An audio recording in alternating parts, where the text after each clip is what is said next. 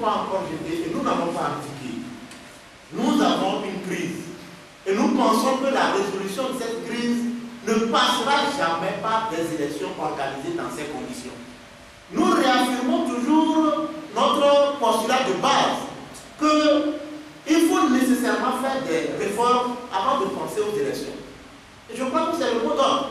Et vous allez voir, de toutes les manières, si le gouvernement persiste dans sa logique et organise les élections dans ces conditions, mais je suis sûr que malgré ces élections, la crise ne connaîtra pas une fin.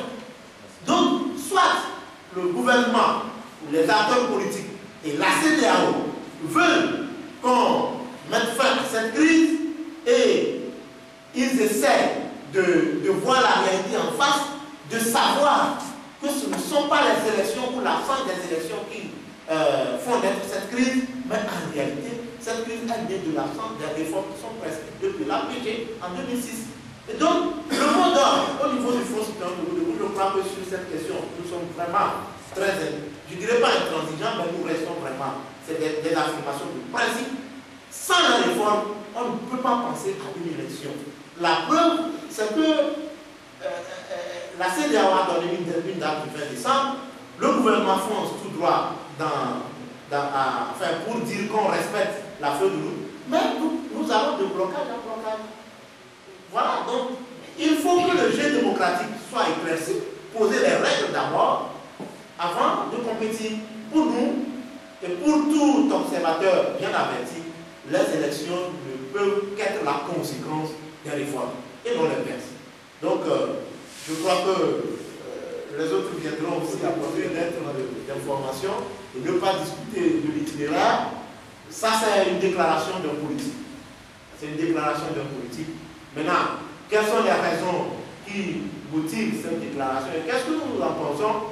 Bon, peut-être que nous ne serons pas les personnes les mieux placées, mais quand vous regardez un peu l'atmosphère politique, la manière dont les organisations politiques et les organisations de la société civile sont traitées, on se pose la question de savoir, est-ce qu'il n'est pas temps de désobéir? Est-ce qu'il n'est pas temps de désobéir?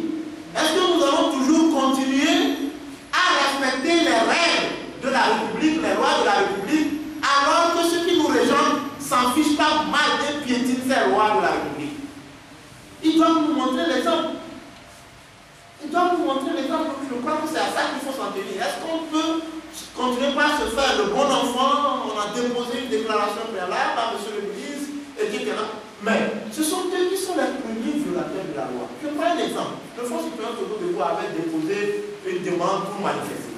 La loi oblige le ministre de l'administration territoriale, l'autorité compétente, à appeler les organisateurs pour discuter avec eux sur l'itinéraire. Mais le ministre, il nous a tout simplement envoyé une lettre pour nous dire, ok, avec des motifs qu'on a jugé vraiment fallacieux, qui ne tiennent même pas debout, pour dire pour nous confiner dans un quartier, sans discussion avec nous. Voilà un peu comment cela se passe. Alors, lorsque vous vous sentez un peu brimé, méprisé, je rappelle ici la disposition même du paragraphe 3 de la Déclaration universelle des droits de l'homme, qui est vraiment d'actualité, qui peut être convoqué dans ces genres de situations, c'est qu'il faut que l'individu ou les citoyens soient gouvernés par un régime de droit. Et quand on parle de régime de droit, c'est un état de droit. Il faut que l'individu, les citoyens soient dirigés, gouvernés par un régime de droit pour qu'ils ne soient pas contraints à un suprême recours à la révolte et contre la tyrannie de l'oppression. C'est ça. Donc quand vous vous sentez acculé, vous avez passé toutes les canaux, vous avez contacté même toutes les institutions internationales sur le plan national, sur le plan, et on vous accuse comme ça. Mais vous ne pouvez qu'à un moment donné réagir. C'est une manière de vous défendre légitimement. Parce que si vous ne le faites pas, eh bien, un jour, vous risquez de ne plus vous retrouver. Donc moi, je crois que c'est peut-être dans cette intention qu'il a fait son vocal, sa déclaration, mais beaucoup plus, je crois qu'il serait la personne la mieux placée pour élucider sa pensée. Oui, vous annoncez tout à fait. Vous avez énuméré un certain nombre de... La CEDEAO traite mal le problème de l'Ukraine. Ça, c'est clair. Parce que, franchement, ce qui s'est passé, quand j'ai lu le communiqué du 9 novembre signé par les facilitateurs, je me dis, mais pas signé, enfin, on a mis les facilitateurs, il n'y a pas eu signature, on a mis les facilitateurs. Je me suis posé la question, j'ai lu tous les points. Je me dis, mais la CEDEAO, vous avez commis au moins, vous rassurez quand même que vous avez commis des experts pour auditer le fichier électoral. Ces experts n'ont pas encore produit un rapport d'audit. Mais vous fixez toujours par rapport à la date du 20 décembre. Je crois que le ministre Thibou Camara avait dit que ce n'était pas une date fétiche. Mais nous constatons aujourd'hui qu'apparemment les facilitateurs ou bien les membres du comité de suivi ne parlent pas de la même voix. Et pour nous, je pense que par rapport à ce qui s'est passé en 2007, nous ne serons pas fatigués d'évoquer la question de 2007. Parce que si la crise perdure jusqu'à aujourd'hui, c'est à cause de cette complaisance que la CEDEAO a eue à l'égard des dirigeants togolais que cette crise a perduré jusqu'aujourd'hui. La feuille de route, c'est-à-dire l'APG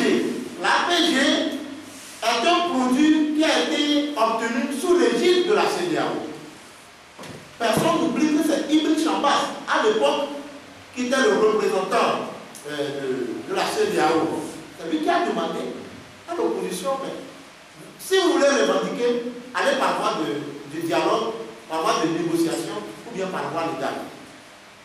Cette négociation a donné l'APG. Mais malgré tout ça, aujourd'hui encore, la CEDEAO, pour nous, elle est rattrapée par l'histoire, elle est mise devant sa responsabilité, et il y a des standards qui, pour nous, ne devaient pas permettre à la CEDEAO d'agir comme elle le fait. Alors, est-ce qu'il y a des réalités quelque part qui nous échappent? J'avoue, je l'affirme, à moins qu'il y a des réalités quelque part qui nous échappent, nous réaffirmons, nous disons que si la CEDEAO maintient, elle l'a fait par son communiqué du 9 novembre, elle continue dans cette logique et elle pousse les élections, les citoyens togolais à aller aux élections dans ces conditions. Je pense que la CEDEAO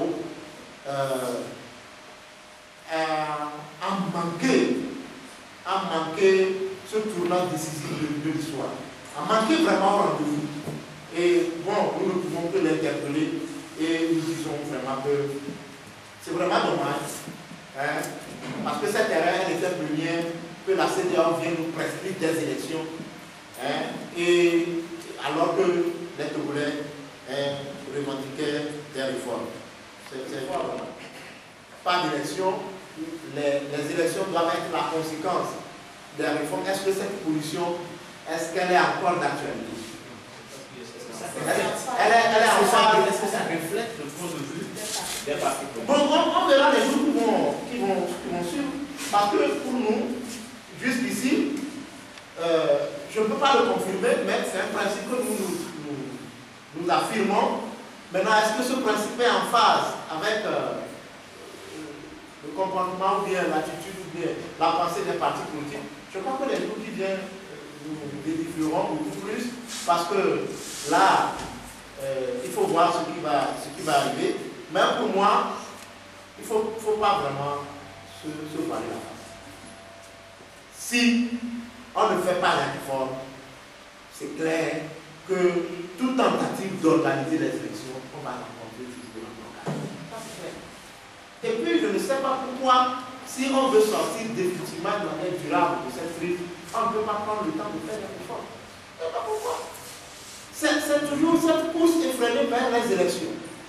On dit qu'il faut faire les élections. Et quand on y va, on conteste, la répression s'ensuit, et puis les négociations s'ensuivent, on a un nouvel accord, et puis le cycle infernal recommence. C'est pourquoi, même si les partis politiques ne verront pas cette question de cette manière, la société civile réaffirme le principe selon lequel nous l'avions affirmé en 2015. Les gens ont passé outre. En 2015, nous avons affirmé que sans les réformes, on ne doit pas organiser les élections. Les gens ont parti outre, y compris les partis politiques dont vous parlez. Donc aujourd'hui, nous sommes en plein pied dans cette chose. Voilà, donc moi je crois que au parti politique d'être visionnaire, de savoir vraiment ce qu'il cherche.